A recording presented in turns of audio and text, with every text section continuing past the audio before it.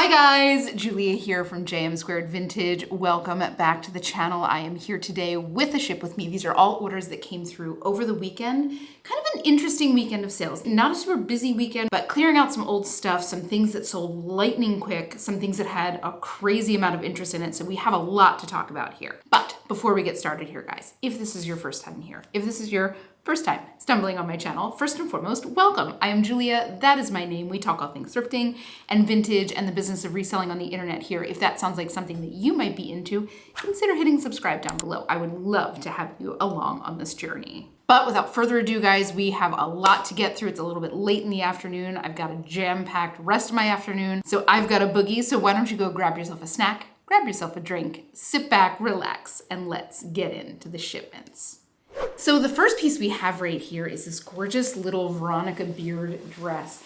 This is one that I got at the thrift store and it sold so quickly. I think the thing that moved this as quickly as it did, two things. Number one, this is kind of a casual dress. It's a little black cotton shirt dress. It's obviously got some beautiful ruching and some details that can turn it into a cocktail dress, but this can easily be something that somebody wears just like to work on the regular if you wear dresses to work. But above all, I think the number one main reason that this moved as quick as it did is because it's a larger size. Now the size tag had been cut out of this, so I had to go by measurements and compare it against the Veronica Beard size chart. If you ever find something that is missing a size tag, remember you can always do that. It will at least get you very close. But Veronica Beard is wildly expensive. This, I think, retailed for like $450. So it is a label I love to find, and I'm always gonna jump on it. It's definitely a label that I'm very comfortable paying up for. Like, you know, would I pay $70 for it at a thrift store to resell? Absolutely not. But if they have it listed at like standard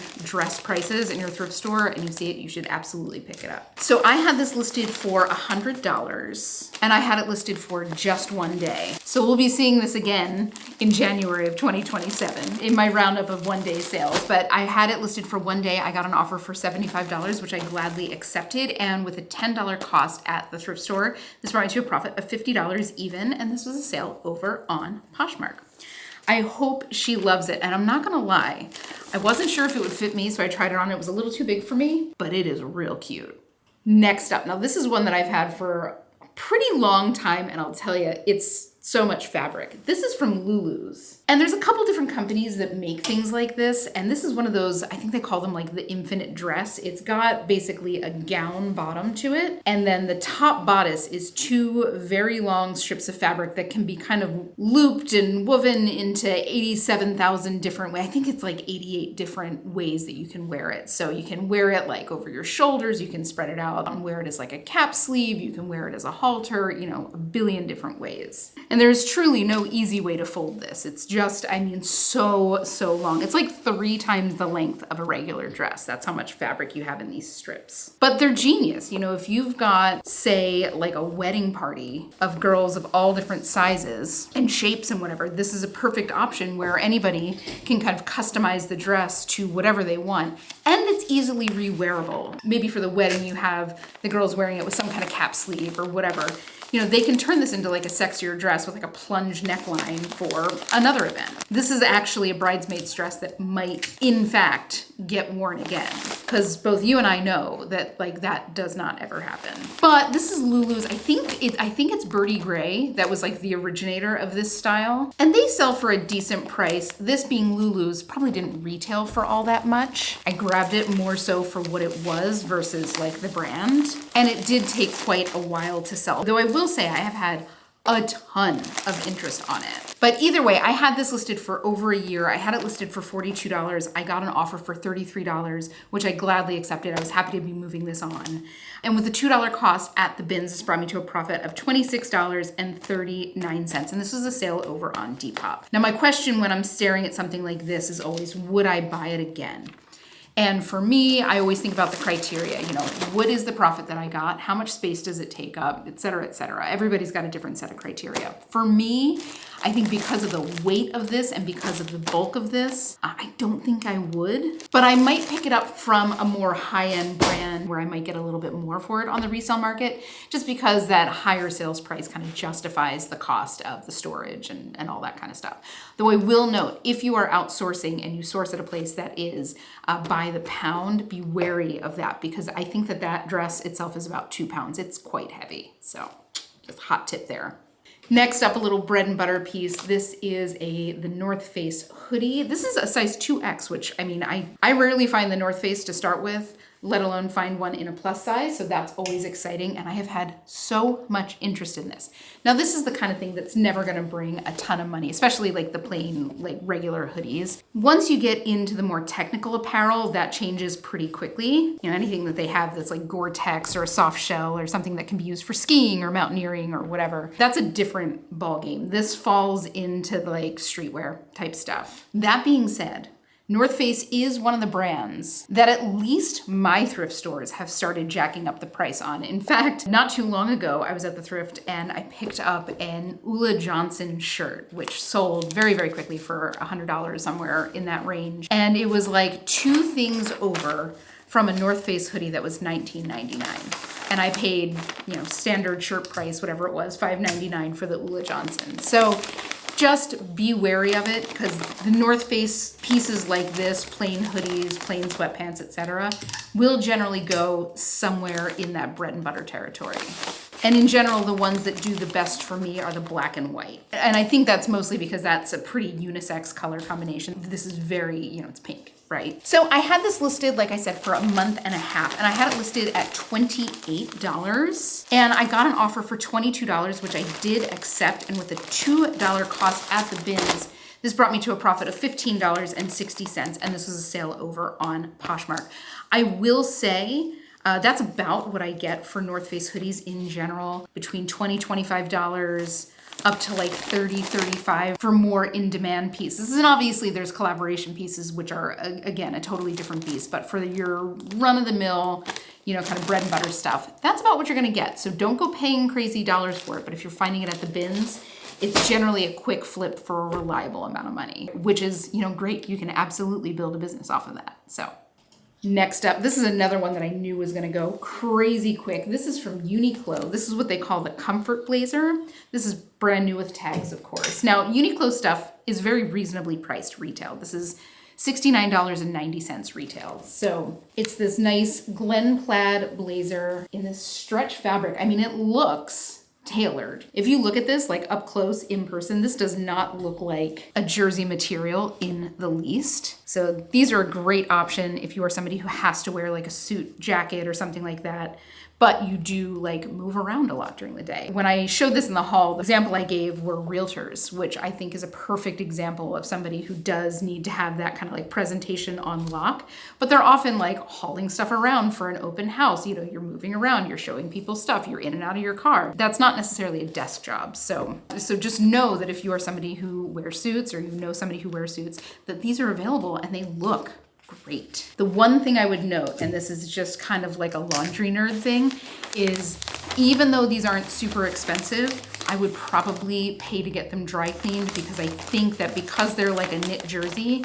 I don't know how well they would wear, you know, in the wash. But most people, you know, have their blazers cleaned every few wears anyway, so that shouldn't be too cost prohibitive. But either way, I had this listed for just 2 days. I was pretty sure that this was gonna move fairly quickly, in large part because of the pattern. Glen plaid is like very, very popular in menswear right now. And of course, the fact that it was brand new with tags. But I had it listed for $44, again, for just 2 days. And I got an offer for $36, which I did accept with a $2 cost at the bins. This brought me to a profit of $29 even, and this was a sale over on eBay. So I hope he loves it. You guys know my opinion on Uniqlo. I don't think you're gonna get better bang for your buck pretty much anywhere in retail today. Next up, this is the most beautiful dress. So this is from Sisley, and you know, I've had mixed results with Sisley. I've had things that have sat forever, and I've had things that have sold really, really quickly. It's definitely a high-end brand, and this is, I don't know if you can see this. This is like mohair blend. It's got a little bit of sparkle to it. I don't know how well that's picking up on the camera, but Sisley, I mean, it's definitely a brand you should keep your eyes out for sure. If you see it in the bins, you should pick it up. It's just this little like knee-length dress, and it's got this tie that's attached at the front and kind of goes around the side here. It's beautiful. This for me, I use like winter wedding, stuff like this. This could easily be used for like, a rehearsal dinner for a winter wedding because it is thin, right? Like it's not a tight knit piece, but it is mohair. So it's gonna offer a good amount of warmth. And it's definitely something that like nobody will have ever seen before, right? It's just a really unique little piece. As always, utterly clueless as to what to do with the straps. So we're just gonna tie a little bow. But it is so lovely. This is one that I did get at a regular thrift store. I paid up for it and I would do it again. A Sisley dress like this would probably retail like $400 to $600, quite pricey. But I had it listed for about 3 months. Again, higher dollar item, not super surprised by that. And it was kind of a smaller size. But I had it listed for about 3 months and I had it listed at $62. And I got an offer for $40, which I did accept. And with a $7 cost at the thrift, this brought me to a profit of $25 even, and this was a sale over on Poshmark. So she seemed really excited to get it. So I hope she absolutely loves it and feels absolutely stunning in it because it is such a special little dress. Next up, we got another little bread and butter piece. This is one that my mom found. This is a linen shirt from a brand called David N, which I've never really heard of before, but I have seen a few times. Since getting this shirt at the bins, I have left it behind because none of them were linen that I saw. But this is definitely, this is not something that I would pick up anywhere other than the bins, that's for sure. But it is lovely. I love this color. And it's definitely 90s vintage, and it's a 90s vintage fit as well. But you guys know how I feel about linen, and linen is always a safe bet. If you're in a place where you don't have a lot of access to great brands or anything like that, as long as you're sourcing it at the right price, again, you can completely build a business on stuff like this. But either way, I had this listed at $28 and I got an offer for $20, which I did accept. And with a $1-ish cost at the bins back east, this brought me to a profit of $15.39. And this was a sale over on eBay. So hope she absolutely loves it. A perfect little summery linen blouse. All right, next up, this is a little dress that I had from Karl Lagerfeld. Now this is a brand that I never thought to pick up before. This is definitely like diffusion. Do not lump this in with Chanel in any way, shape, or form. The reason I picked this up is because it was new with tags. So I figured I'd give it a try and see what it did, and sold comps were reasonable. The one thing I did love about this, my ring catching on it, but in the lace, there are like letters woven in, obviously, for Karl. So just like a little sheath, perfect little black dress. And I gave it a try. I'm interested to hear if you guys pick up Karl Lagerfeld, if you see it a lot, if it's a brand that you like seek out, would you consider it like a bolo? For me, I feel like the only time I've ever really seen it is when I'm at like off Fifth, and at stores like that. But of course, I'm not spending a ton of time at like regular Saks Fifth Avenue. So maybe it's there as well, and I've just been totally missing out. I don't see a ton of it, but maybe I should be picking it up. Either way, a good quality little black dress is always something that piques my interest. And it's the worst because black is incredibly difficult to photograph. Even just so all of you other people who think that you're doing something wrong when you struggle to take pictures of black garments, just know that even like professional photographers in like controlled settings where they have full professional lighting rigs and, $10,000 cameras, just know that they also struggle photographing black. So it's not you and it's not your equipment. It is just the nature of photographing something that is devoid of color. Is it black is all the colors and white is the absence of color? There's a theory there and I can't remember which one was which. But for some reason, I feel like black is the absence of color. Either way, you get what I'm saying. But I had this listed at $58 and I got an offer for $40, which I did accept with a $2 cost at the bins. This brought me to a profit of $32.67. And this was a sale over on eBay and I only had it listed for about a month. I don't remember it getting too much attention other than when it sold. So for me, I think the jury is still out. That's a great price. If I see it brand new with tags in the bins again, I will absolutely grab it, but not new with tags, I'm not sure I will. Let me know what you guys do. Next up, this is the cutest little jacket, and I've had it for a while. In fact, I initially bought this for my mother-in-law because it's so like her style. This is J.Jill. It's this beautiful little like pinwheel corduroy. It's super soft. It's got little bell sleeves and a little wrap silhouette. It was a little too small for her. It is a size small, so to be fair. And I think that that's the main reason that this didn't move all that quickly. But it was one of those ones that like I couldn't bring myself to get rid of because I knew that the right buyer was out there. It's just, it's too cute. It really is too cute. But I do love J.Jill pieces. I think that their stuff is really well made. Is it something that I would pick up in the regular thrift? Probably not. And more than anything, that's because I see quite a bit of it in the bins. So it's hard to justify those full prices when I have it at pretty high levels at the bins. And my mom finds quite a bit of it back east, which are even cheaper bins. But anymore, I do tend to try to pick up really only size large, extra large, and up. Because the smalls and the extra smalls just don't move anywhere near as quick. But either way, I'm super happy to be getting this onto a new home. Like I said, this is long past the point where I would have like put it on the chopping block for any other garment. I just had like a personal affinity for this. But like I said, I had it for, I think it was like 1 year and 6 months. I've had it for a while. And I had it listed at $32 and I got an offer for $25, which I gladly accepted with a $1 cost at the bins. This brought me to a profit of $19 even, and it was a sale over on Poshmark. So I hope she absolutely loves it because I held on to this thing for a reason. Next up, another old piece that we are clearing out. And I know exactly why this one took a minute to sell. So this is Y2K Vintage Express. And the thing to know about this is that it is silk. However, it is a size 0. And that's why this took so long to sell. I had so many people hit me up asking for specific measurements because it's definitely rigid, right? Like there's no give to this. But again, it's one of those things that I had to pick up. I mean, it's an adorable silk dress. It's leopard print. It's vintage. It's silk. You know, I'm always in for something like that. And again, one that probably if it was anything else would have been put on the chopping block, but I just thought it was so cute. And it's definitely like a find another situation.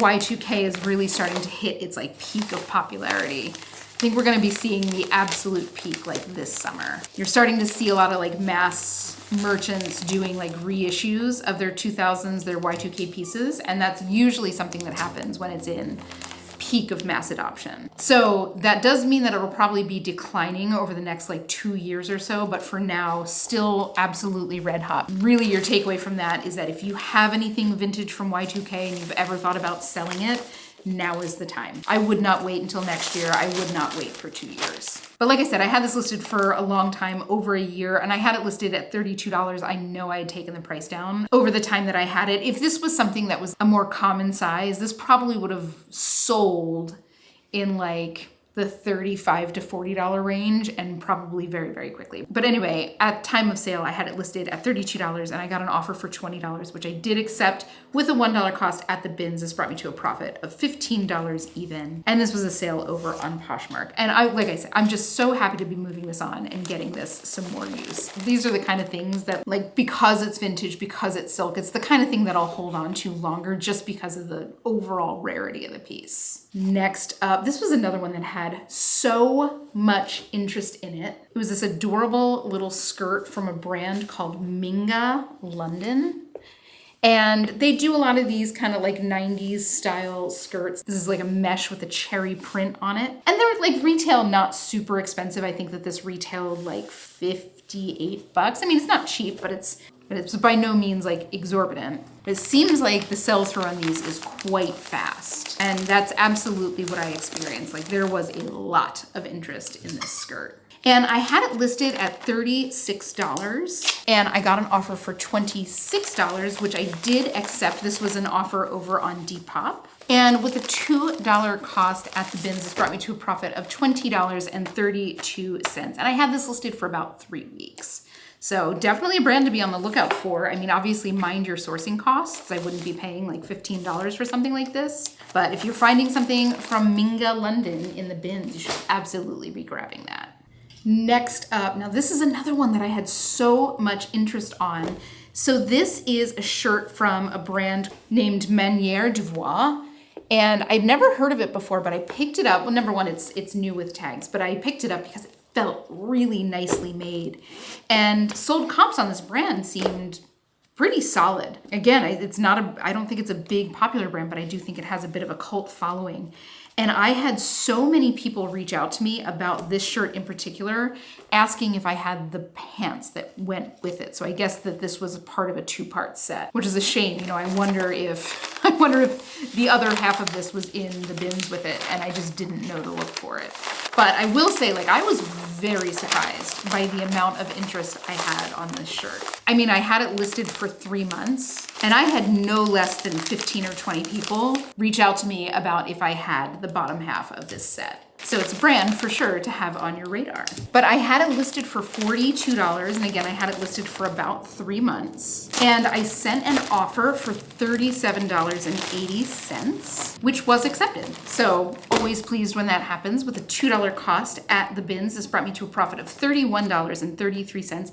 And this was a sale over on Mercari. So, you know, still a few Mercari sales trickling in here and there. I will absolutely positively take it. And then finally, remember when I told you guys not to sleep on sleepwear? This is a pair of pajamas from Cozy Earth. Definitely a brand I want you to keep your eyes out for.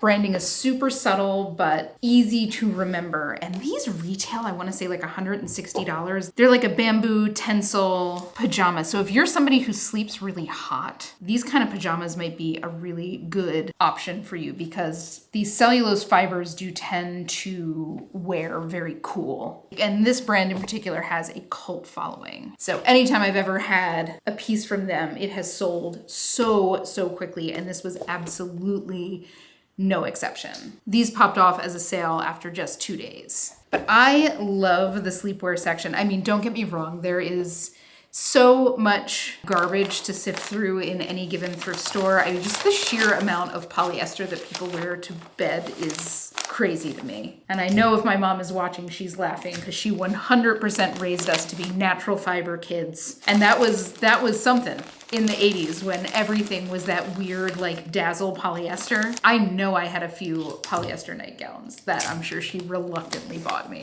But for the most part, never. But man, do I find some gems in the pajama section. And silk slip dresses, stuff like this, silk pajamas. I mean, some pajamas go through the roof. I did a whole video on sleepwear. I'll link it down below if you're new here and you haven't watched that yet and you do not yet check out the sleepwear section of your thrift store. I recommend giving that a quick watch and picking up on some of like the brands to look for and some of the things to look for. But Cozy Earth is one of them. Either way, I had this listed at $84 for just 2 days, like I mentioned. I got an offer for $75, which I gladly accepted with a $7 cost at the thrift store. This brought me to a profit of $53 even, and this was a sale over on Poshmark, and I hope she absolutely loves them because, my goodness, for hot sleepers, there is nothing better than bamboo.